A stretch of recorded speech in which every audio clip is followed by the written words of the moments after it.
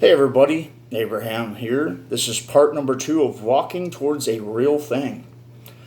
If you haven't watched part number 1, I'm telling you, stop this video, go back and watch that so you can understand this video. I'm going to give a recap real quick of the mindset that you need to step into so that you can understand the psychotic story that I want to tell you. It's psychotic from my perspective, probably from your perspective too. But everything is a thing that you can learn from, grow from, that you could teach others about. Every experience you go through. There's a fantastic title of a chapter within my first book, and that title is Every Man Lives a Parable. That's trademark, so don't be trying to steal that. Okay, I'll definitely sue you for that because that's an evangelistic book. If it was just a common book, I'd be like, all right, you can share that idea, but it's not. It's an evangelistic book that's meant to reshape popular culture. So don't steal that. Every man lives a parable, and what you have to understand is the mindset. I want to build up the mindset real quick for a few minutes. Get you in the right mindset so you can understand this.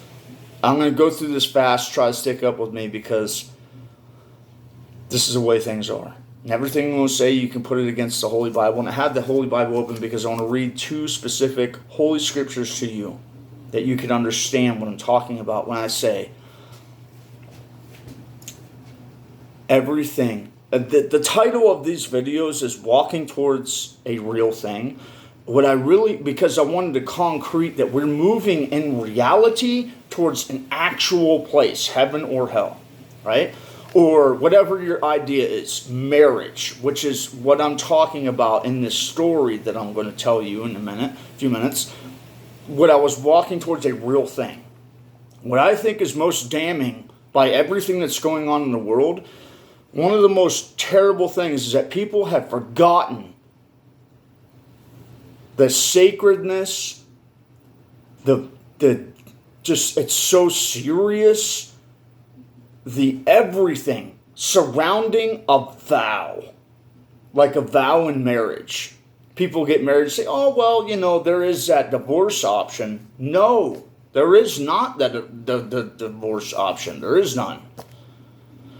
It's not that you love your woman or you love your man, you're jealous that somebody might hook up with them, have sex with them, take them from you. That's not what the fear of breaking the vow is about. The fear of breaking the vow is it's on your life. That's how serious vows are. This is how you got to take it. I would rather die or be tortured to death than rather break my vow. That's why everybody going around, most people are just straight garbage. I don't deal with them. I don't do business with them. I don't mess with them because nobody understands that concept. Your word is your worth. Your worth, your value. You say you're going to do something. You have sworn it. It's either done. Even evildoers in the Bible have sworn oaths and did it. If you're not even as good as the evildoers, there is no point you even coming up to me, talking to me about business, nothing, because I'm going to weigh you out eventually. If your word ain't good, there is absolutely nothing going to be between us. We're good. I'm solid. It will never happen. I don't care how much you swear and beg and plead. It will just never happen. It will never happen, bro. Get over it. A vow is serious. It should be at the value of your life. If you swear a vow, as in marriage, there is nothing outside of it. It's not an option. Divorce is no longer an option. It is your state of existence. The way your body, you can't jump into another body. If this one gets messed up, you're an idiot and you walk around, I'm going to torment the cops. Oh, they shot me up now. I'm going to go rob a bank. I'm going to do some craziness. I hooked up with 10 girls and I caught AIDS. I got syphilis now. Oh, this one's ruined. Let's jump into another one. It don't work like that. This is the only one you got. The same thing is with a vow. There is no other option. You break your vows, it's a sequel. It's as good as death. Till death do us part. Do you ever remember hearing that? That's reality. Till death do us part. There is no other option. And the only way, I hear women talking about, oh, he was abusive. He was terrible. Okay. Some minority cases that might be true. Dude's just crazy. I don't know why you went with him anyway, okay? Maybe he was a bad boy. You love the bad boy image. Okay, great. Well, you knew you were going to get whooped at some point. Why? Why step into that? Okay, that's stupidity on your part. You didn't wait for God's choice. But another thing, have you ever stopped to think that maybe you're doing something wrong? To cause that. Everyone's like, oh my God, how could you make the victim sound like that? Bro. If you walk around like a whore in whore clothes and you get raped, it's terrible. Put that rapist to death. Understandable. But maybe you shouldn't have been walking around in whore clothes to incite the crazy rapist to rape you. Have you ever thought, nobody wants to take accountability for their own actions. They want to play the victim. Oh, the victim card. There is no victim card. Because if you're doing what's right and proper and he still abuses you, then you have an authentic claim. If you're acting wild, trying to usurp his position as the leader of the household, the head of you, if you're being obstinate, wasting money, if you're dressing like a whore, don't be confused if you incite him into violent acts. Is he wrong for doing the violent acts? Yeah, he is. Are you wrong for inciting him? Yeah, you are. Come on, let's not play a game here. Let's see the reality of it. Let's be woke up and unblinded. Stop playing the victim card. You're the emotional and psychological perpetrator. If he's beating you, he's the physical perpetrator. What caused him to do that? If he's not psychotic, wonder what you were up to make it in your part that made that situation happen. And the reason why I say that is so many people going around talking about he was abusive. Okay. Do you dress like a proper lady? No. You don't cook, clean, take care of the house, take care of the kids, which is solely your responsibility.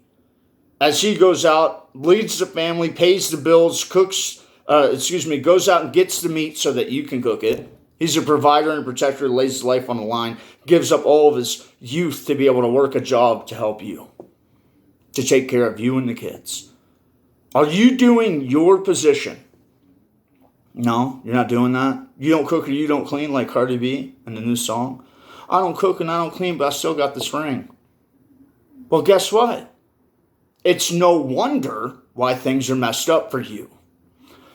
So, because everyone's going to go mental about this if they hear this. Anybody who watches and be like, oh my God, you blame the victim? Yes. Yeah. You're not totally innocent, bro. There was stuff that you could have done different that would have avoided that whole thing. You would have acted proper. And what's really important about that is that in the Holy Bible, there are only two reasons why Christians can get divorced. One, if one of the spouses have had sexual relations with somebody else. Two, if that person confesses that they never were really a Christian or they start serving other gods. Those are the only two options where you can get a divorce. Any other thing, couples counseling, marriage counseling, see a psychiatrist, go to a pastor and confess your sins under the pastor, work it out, try to figure it out, curtail his behavior by changing his attributes, get him some help. Get her some help. Everyone's talking about abusive husbands. There are plenty, and I just went through it.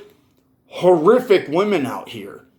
Extremely abusive. Squaring up with me like you're going to fight me like you're a man. I want to know, just looking at it naturally, I don't think there is a woman that could beat a normal, decent-sized dude. I think it's just an impossibility. I really firmly believe that. A normal chick versus a normal dude, she could hit him 100 times. First time he hits her, she's done. It's over.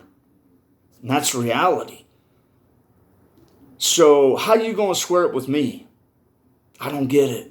How all you girls out here act so tough and ratchet, I don't understand it, bro. Because if he lets loose one time, you're done for. It is over. You're eating your teeth, bud. So why would you put yourself in that position? You're supposed to be soft, delicate princess. Why would you want to be like a dude? I don't understand that part. So, you have to understand. From the first video, this might sound dramatically different from what the first video mindset was about. But it's not.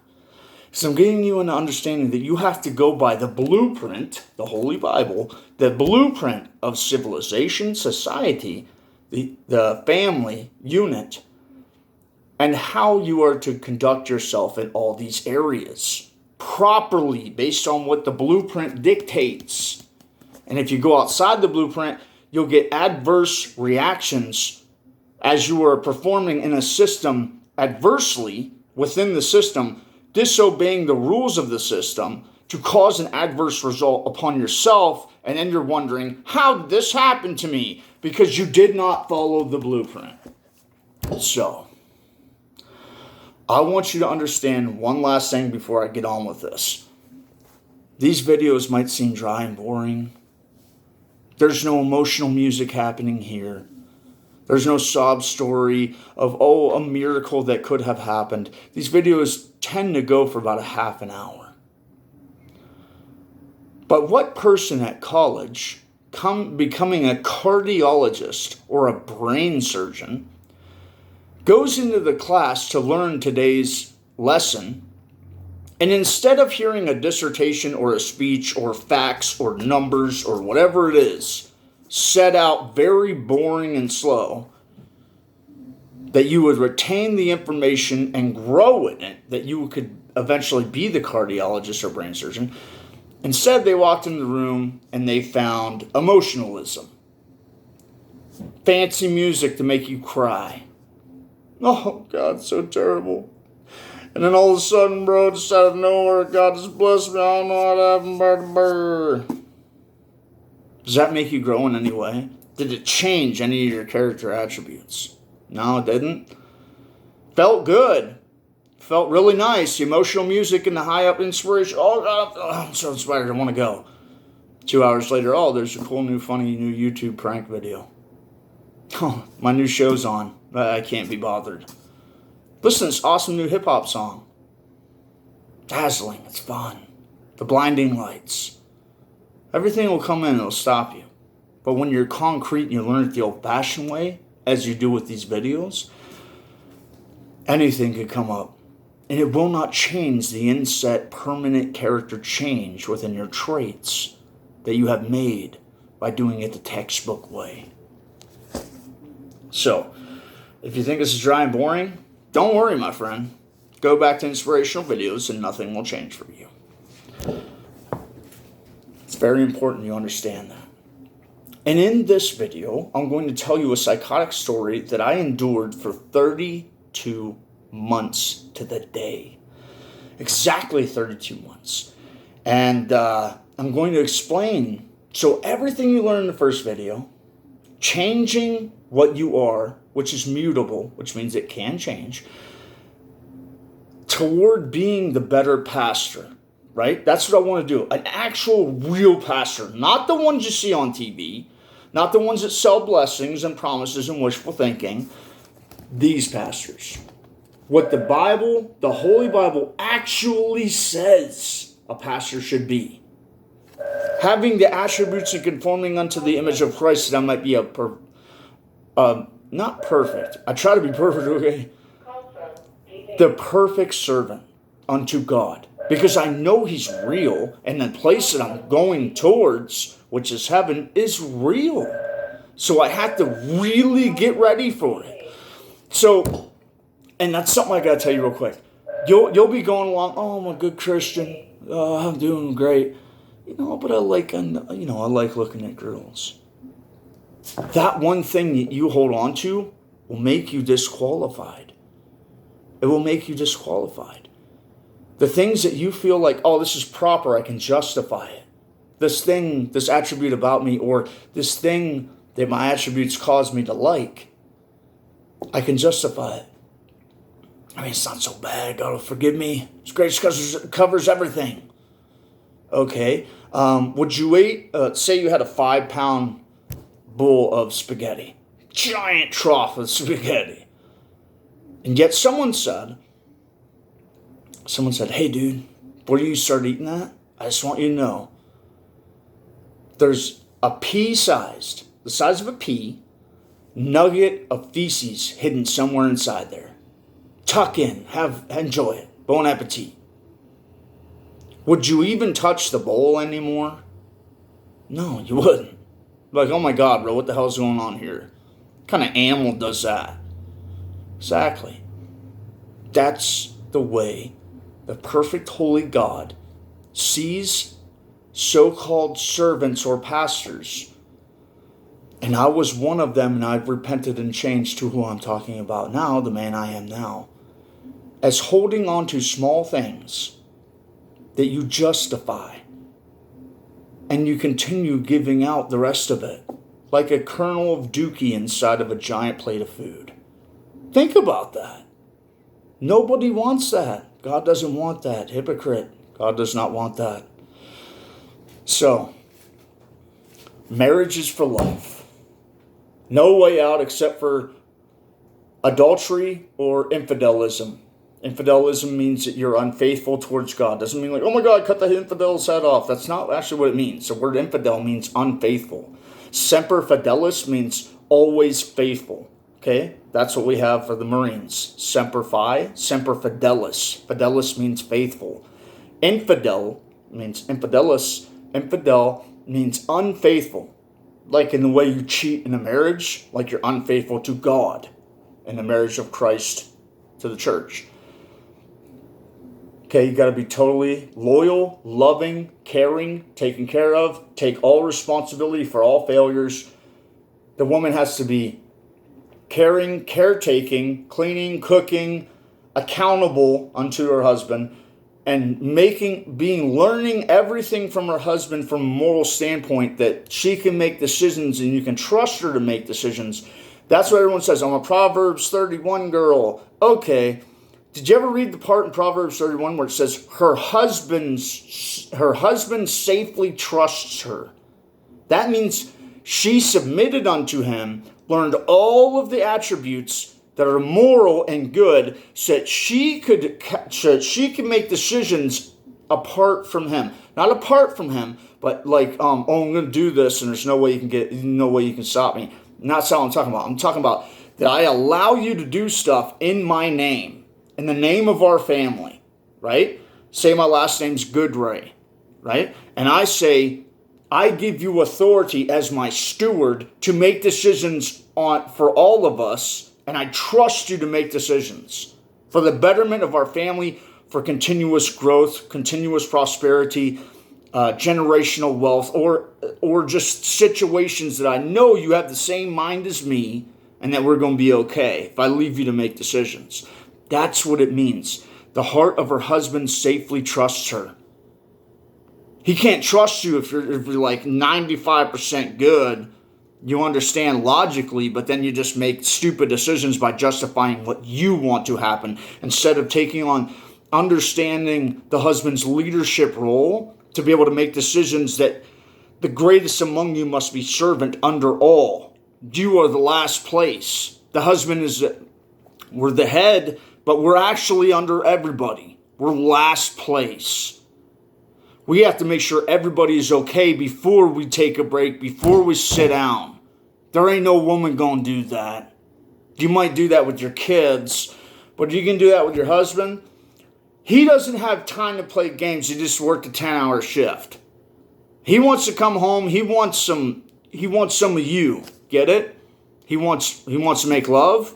He wants his feet rubbed, and he's got to have his back massaged before he has to go to sleep for the next 5 hours so that he can wake up. He wants something nice to cap off his day.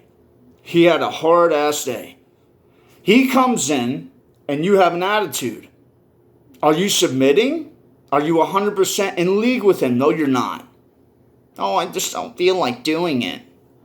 Okay, next time you want to use money out of my paycheck to go buy fancy makeup or a nice new purse or dazzling little shoes, sorry, bud, I don't feel like it. Don't get upset if that happens. And it should never get to that point. Do you understand? It should never get to that point to where you're saying those things to each other. You just submit, obey. I don't tell men to submit. Because if a woman is submitting, a man will not be out of line. If she's doing properly everything she needs to be doing, a man will not be out of line to be like, well, I'm just going to act wild. And if he does, and you are not technically married, immediately leave him. Immediately. No justifications. No, oh my God, I love him, I miss the sex. Forget it. Because if you get married to him, you are vowed unto death, and you cannot escape that. Get out of there, buddy. Run for your life. And if you're a dude, and you're doing everything a proper husband should do, moving towards marriage and building, you've rebuilt your entire character to be from the playboy to being the proper husband, family man, real straight up and true. Not even looking at girls' pictures on Instagram or anything. You've cleaned your entire mind that the only thing that you find sexy and the only woman you desire is your own woman. And when you're making love, you don't fantasize about Beyonce, Rihanna, Cardi B, all these girls famous off TV or supermodel chicks, whatever, the Habib girl. You don't do any of that. The Kardashians, none of it. Your mind has been so purified by you changing your attributes that the only thing that you think about when you're making love to your woman ain't some fantasy of porno or something. It's your actual woman. You don't even have to fantasize in your mind because you're seeing the fantasy right in front of you. I have changed my entire nature to be as that kind of a husband. I doubt that I will ever have a woman that is acceptable unto me that I would marry. There is just nobody will have me. But if you can't, but I am an example unto all you men, and I'm a teacher unto all you women who are not married. And if you are married and your dude ain't teaching this stuff, you need to be like, excuse me, husband, you need to go learn this so I can learn it from you. So, but for the widow and the orphan and the single girl, as a pastor, I could take up that position for you, and I can teach you stuff. But if you're already married to a Christian husband, turn this off. I mean, listen to it. Take some advice.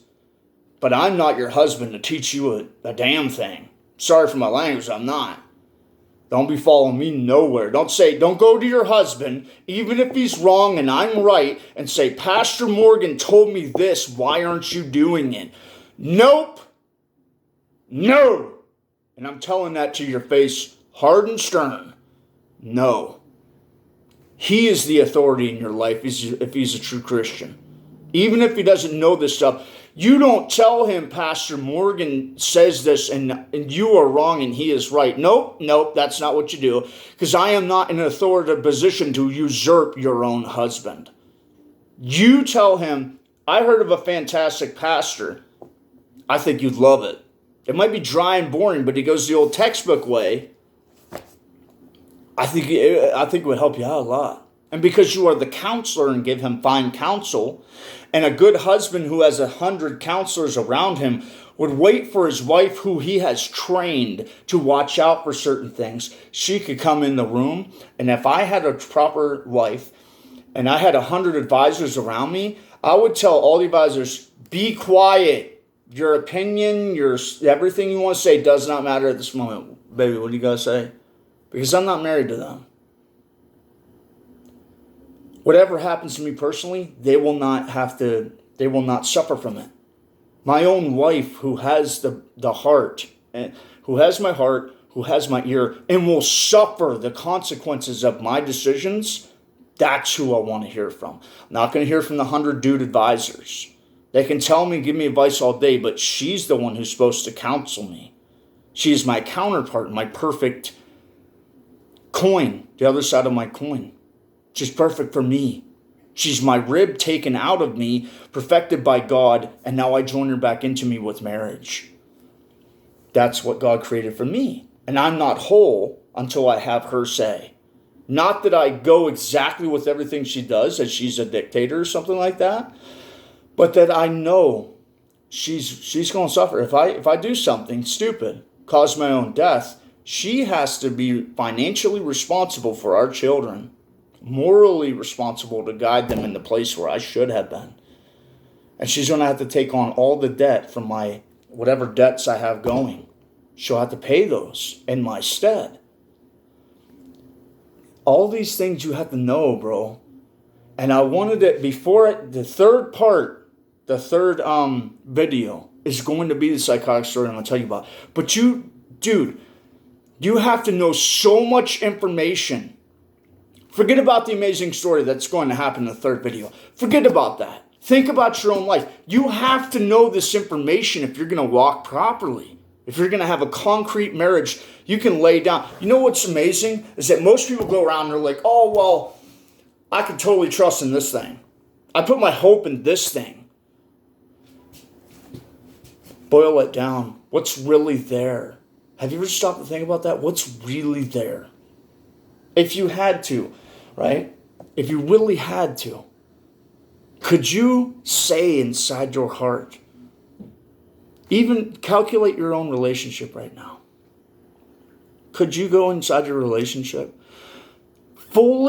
being fully awake, fully unblinded, fully clearly seeing all the attributes of a husband and a wife, all the attributes and characteristics of a proper, good marriage? Could you go to your boyfriend or your spouse, your girlfriend or your wife, and say, inside your heart, looking at all that they are, and say, I could just lay down.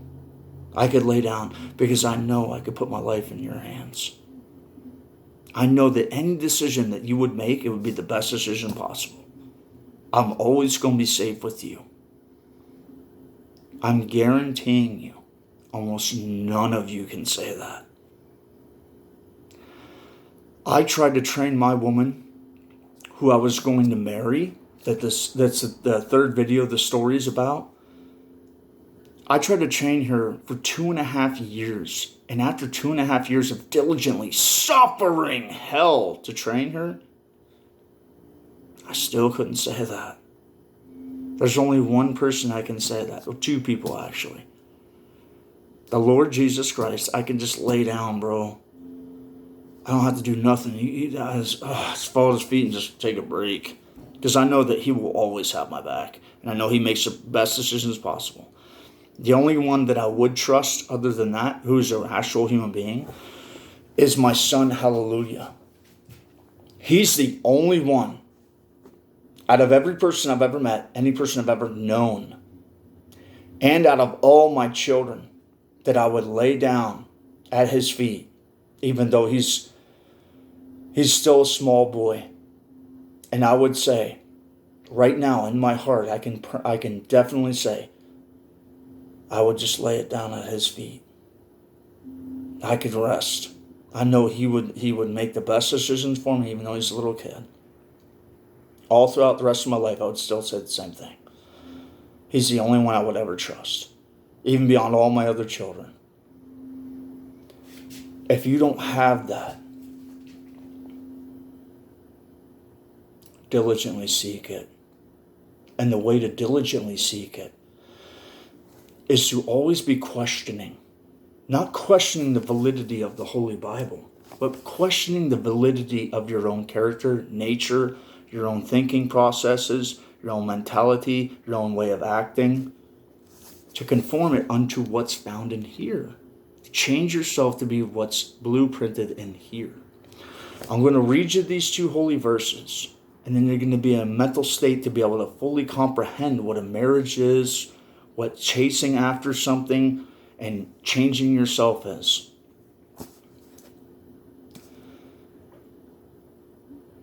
Enter by the narrow gate. Remember the masks I told you about? The masks of the devil that he slips on to give you anything that would be what you actually wanted, right? The most beautiful, alluring thing that you ever wanted, the thing that you've been searching for, and you'll take it at cost because you're so desperate to have it. You'll take it at a terrible cost. You'll have a woman who's super hot. She says she loves you. She turns out to be evil. She believes in astronomical signs. She serves other gods or something. Or she dresses like a street whore, like a hooker, only for the attention of other men. Like, you'll have something like that, and you'll accept some garbage like that just because you're so desperate about it. And the devil puts on all these different types of masks to be able to lure you into something that you think you wanted that would just destroy you over time. Enter by the narrow gate. Narrow. For wide is the gate and broad is the way that leads to destruction. The many masks that the devil puts on. Many. Broad. Okay, it's broad. Many. Wide. The choices are wide. Different gods, different ideas, New Age thinking, yoga, mysticism, everything. It's all different masks that the one single enemy the devil puts on. Enter by the narrow gate, for wide is the gate, and broad is the way that leads to destruction, and there are many who go in by it. Many go that way. And here's Jesus, the only option to life, because narrow is the gate, and difficult is the way which leads to life. Very hard. So if you're thinking these videos are dry and boring, this is the narrow, difficult way to learn, because it's the sucky, boring stuff that makes you great. It's doing what you don't want to do. When there is no one watching, there is no reward, it's going to cost you everything. It's this way that builds you up properly, not facadally, but internally, that you would be facadal over time. It would show throughout your entire character to build you up in the right way. And there are few who find it. Very few.